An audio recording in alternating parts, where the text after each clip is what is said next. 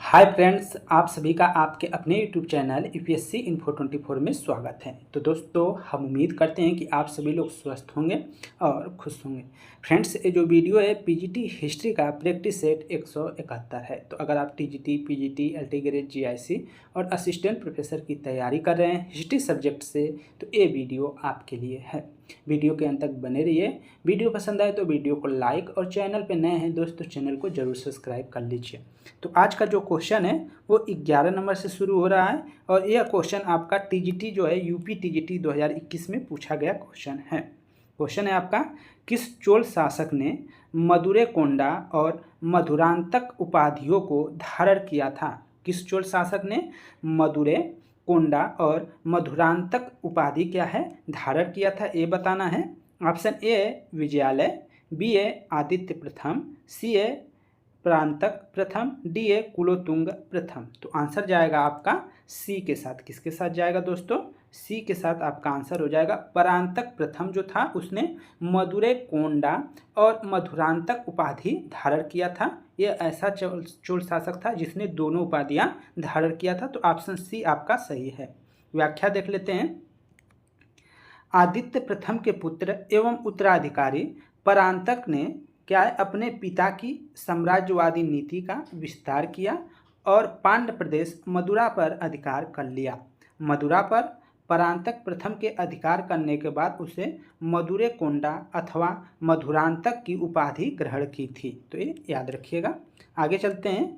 आपका 12 number question है, एलोरा की गुफाओं में है। एलोरा की गुफाओं में है जैन गुफाएं हैं, हिंदू गुफाएं हैं या बौद्ध गुफाएं हैं। तो एलोरा के बारे में आप जानते होंगे कि उपयुक्त सभी हो जाएगा इसमें। उपयुक्त सभी मतलब तीनों उसमें है। एलोरा में क्या है, आपकी जैन गुफा भी है, जैन धर्म से संबंधित वहाँ मूर्तियाँ हैं, बौद्ध धर्म भी है और हिंदू धर्म से संबंधित वहाँ पे है। तो ऑप्शन डी आपका सही हो जाएगा। उपयुक्त सभी आंसर कर लेंगे। व्याख्या देख लीजिए।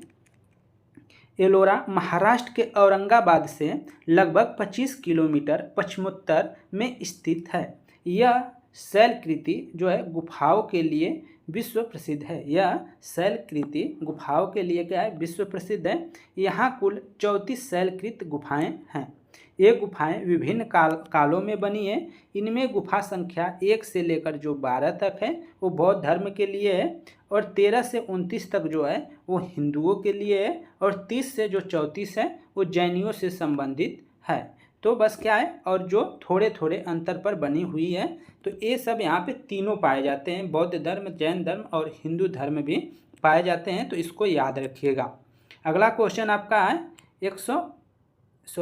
13 नंबर क्वेश्चन आपका 13 नंबर है कि विश्व प्रसिद्ध कैलाश मंदिर का निर्माण किसने करवाया था? विश्व प्रसिद्ध कैलाश मंदिर का निर्माण किसने करवाया था?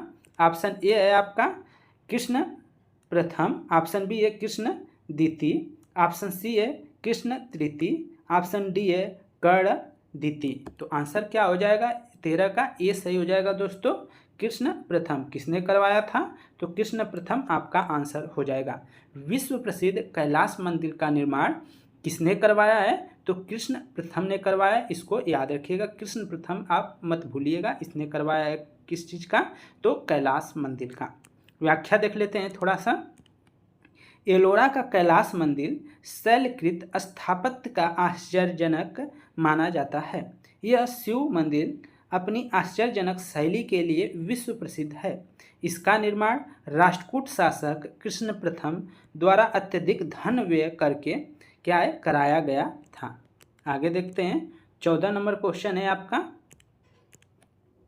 निम्न में से किस राजा द्वारा एलोरा का कैलाश मंदिर निर्मित करवाया गया? निम्नलिखित में से किस राजा द्वारा एलोरा का कैलाश मंदिर क्या है निर्मित करवाया गया? तो हम अभी बताए थे कृष्ण प्रथम। कौन सा आंसर हो जाएगा?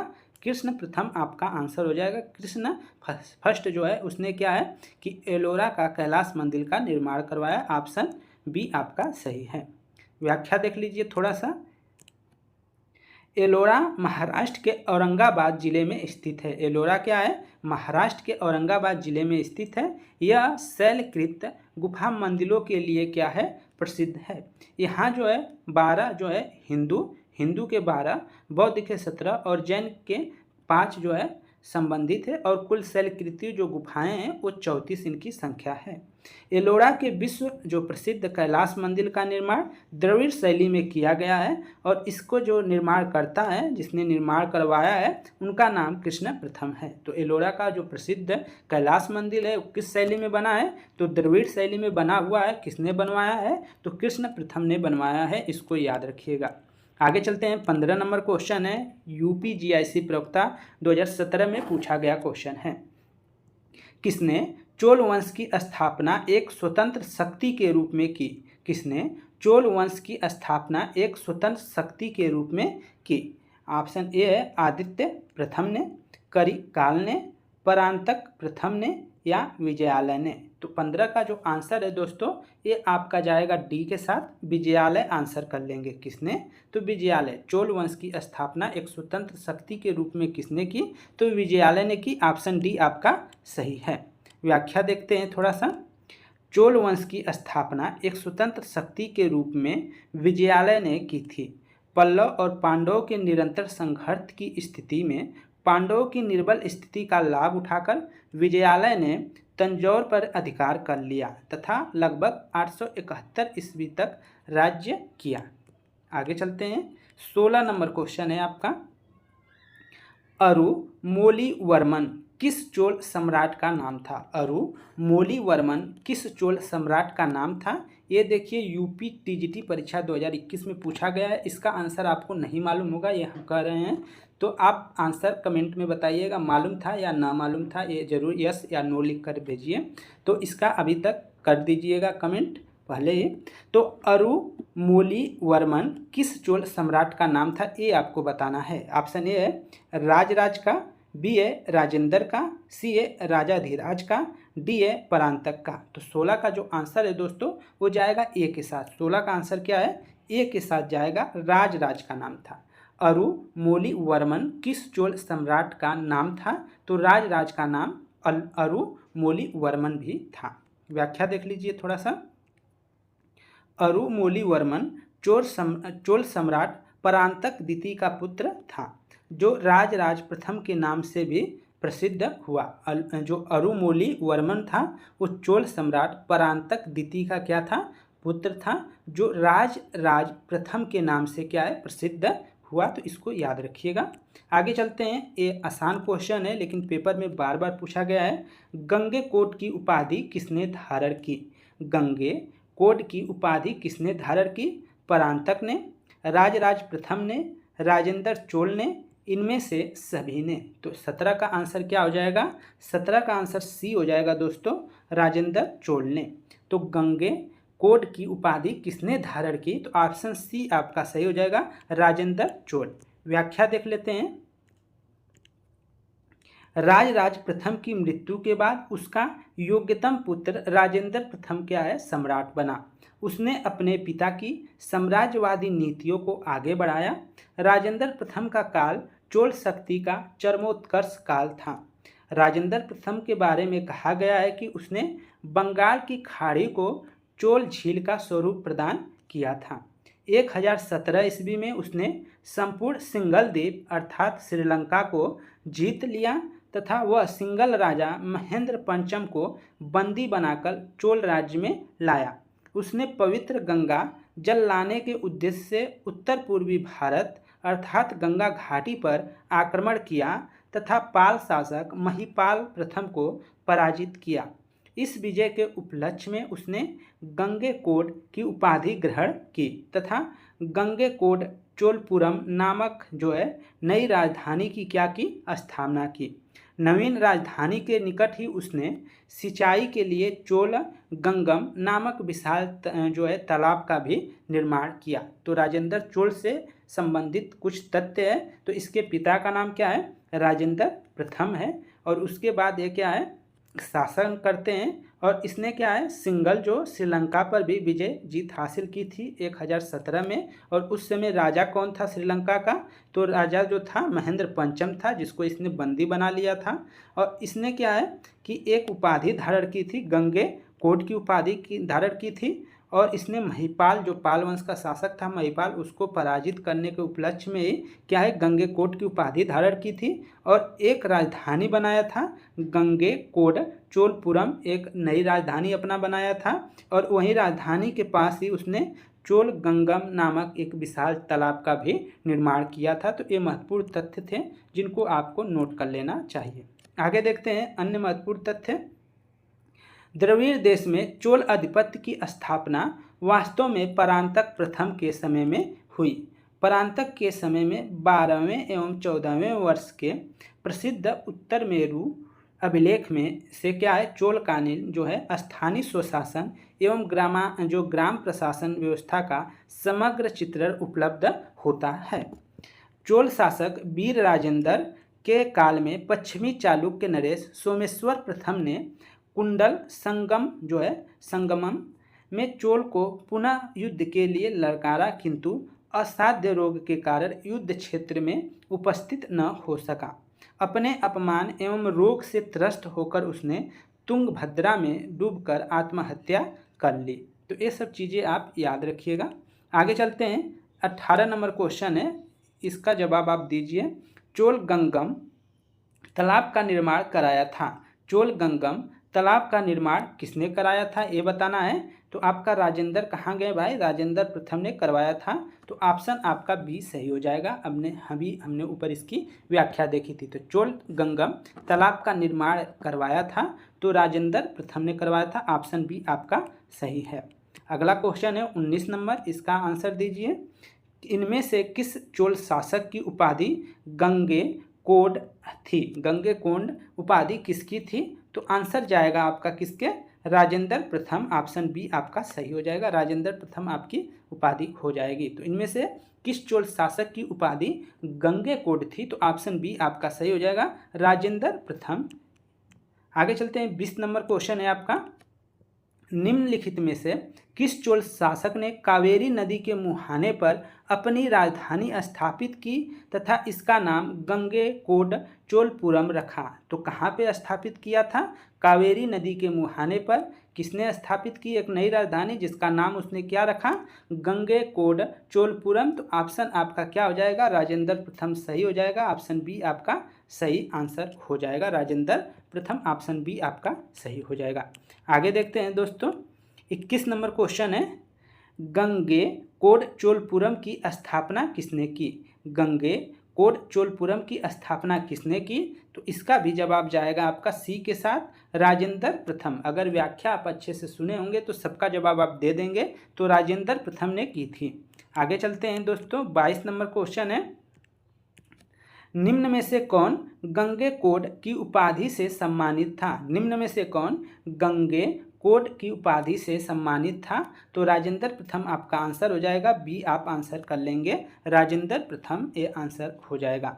व्याख्या अगर अच्छे से आप देखेंगे तो बहुत क्वेश्चन आप तुरंत कर लेंगे। गंगेकोंड चोलपुरम में किसने बृहदीश्वर मंदिर का निर्माण करवाया था? गंगेकोंड चोलपुरम जिस राजधानी थी वहाँ पर किसने बृहदीश्वर मंदिर का निर्माण करवाया? राजराधिराज ने, राजेंद्र द्वितीय ने, राजराज प्रथम ने या राजेंद्र प्रथम में? ये यूपी पीजीटी का पेपर है, उसका क्वेश्चन है। तो इसका जो आंसर हो जाएगा 23 का दोस्तों, 23 का आंसर जाएगा आपका सी के साथ। 23 आप किसके साथ करेंगे दोस्तों? सी के साथ करेंगे। गंगेकोंड बृहदेश्वर मंदिर, सॉरी आपका राजेंद्र प्रसाद हो जाएगा। 23 का डी कर लेंगे, ठीक है, राजेंद्र प्रसाद। गंगेकोंड चोलपुरम में किसने बृहदीश्वर मंदिर का निर्माण करवाया था? तो राजेंद्र प्रथम आपका आंसर हो जाएगा, ठीक है। डी आंसर कर लेंगे। व्याख्या देख लीजिए थोड़ा सा। गंगेकोंड चोलपुरम के बृहदीश्वर मंदिर का निर्माण राजराज के पुत्र राजेंद्र चोल ने करवाया था।